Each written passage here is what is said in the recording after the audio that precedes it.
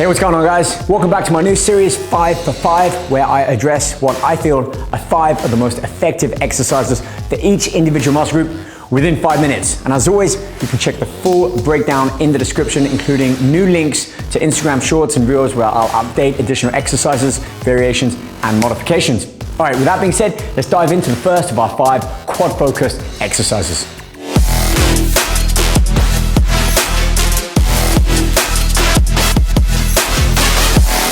So when I'm talking about form, foot placement is where we start. You don't want them too wide or too narrow, and I like to take my toes slightly outwards. From here, I think about taking my hips back. I'm sitting down, but pushing back. And in doing so, it allows me to flex at the waist. And if I keep my shoulders up, my shoulder to my knee to my heel are all pretty much in that same vertical axis, which means when I've got the barbell on my back and I'm squatting down, I'm not shifting my weight further forwards by having my knees over my toes.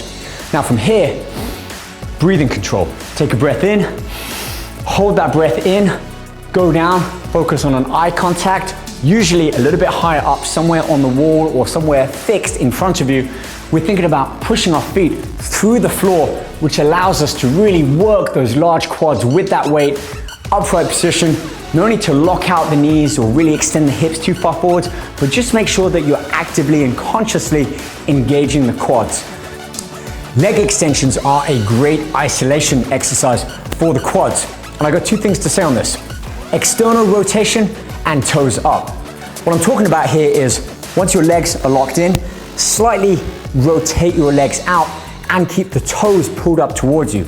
That's because what we're really doing here is training what's known as the vastus medialis, or the teardrop right above the knee. Because what you really need to do is just temporarily pause at the top of the rep.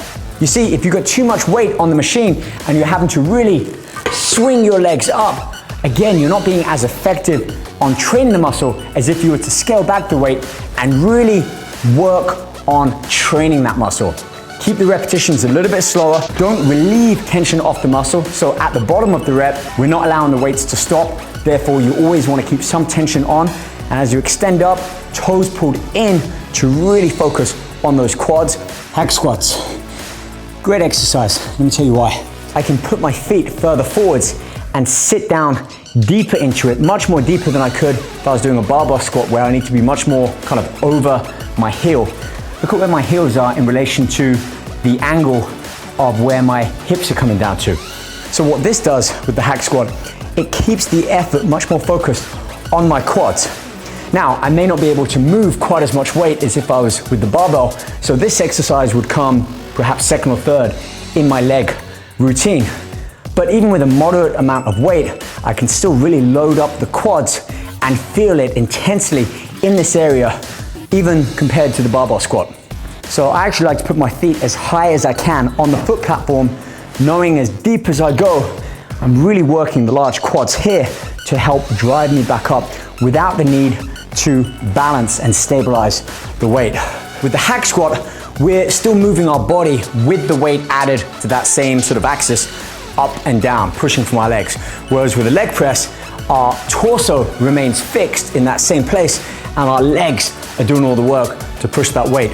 Which is also great if you've already hit your big, key, fundamental exercises like the barbell squat, and you're adding a leg press in later on when you might not have the same strength to load up all the same weight, but you can still get that volume and that range of motion.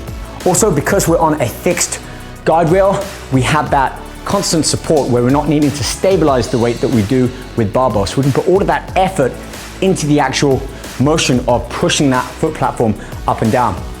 Speaking of foot platform, we can also change the angle. Quick side note, if your feet are lower down here, we tend to work more on the quads. If we bring our feet up, toes even off the end of the platform, our hamstrings start to assist a little bit with that movement. We're finishing with the split squat. Keeping your foot behind you, elevated on a bench or a platform, gives us that range of motion to really basically lunge down, but focusing on one leg at a time. Now you can see with this, I've got my laces down as opposed to my toe up. That's really a preference. Like I said, I prefer my laces down, so my back foot flat, which means I'm less likely to push up, dig down on that foot to help drive me back up. Therefore, a lot of the effort is on my front leg, this quad here, especially with holding that weight. And you can see I hold one weight, not both. Part of that's just for balance, and also it means I'm not constantly trying to overload that muscle and add too much weight, which means I can focus more on the quality of that movement and really lock my mind in with the action of contracting the quad, squeezing it, engaging it, as I not lift myself up, but push my foot down into the floor, just like with those barbell squats. All right guys, that wraps up today's 5 for 5 video with our focus on quads. As always, I'll provide more information, including new links to Instagram Reels and my YouTube Shorts in the video description, where I'll add new exercises and more variations and modifications to many of these exercises.